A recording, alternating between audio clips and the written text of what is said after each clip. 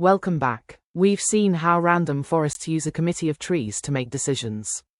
Today, we're going to look at a completely different approach to classification, an elegant and powerful algorithm called the support vector machine, or SVM. So, what is a support vector machine? It's a supervised learning model that is fantastic for classification tasks.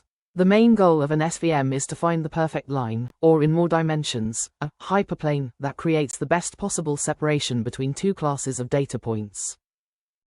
But what makes a separation the best? This is the key idea behind SVMs.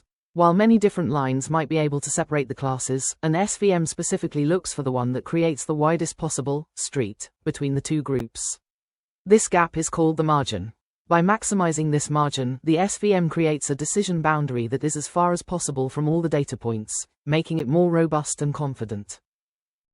This leads us to the name. The few, critical data points that lie right on the edge of this margin, the ones that the street is built around, are called the support vectors. These are the only data points that matter for defining the decision boundary. All the other points, further away, could be removed and the line wouldn't change. The model is supported by these crucial vectors. But what if your data isn't separable by a nice straight line? This is where the magic of SVMs comes in, with something called the Kernel Trick.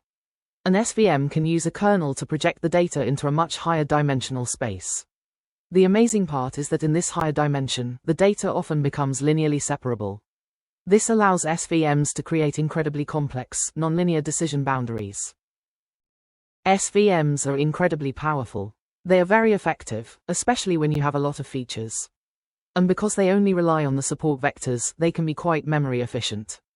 The main downsides are that they can be slow to train on very large datasets, and choosing the right kernel function and its parameters can sometimes be challenging.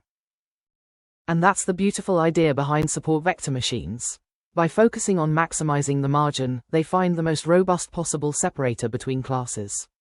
Up to this point, all the algorithms we've covered have been supervised.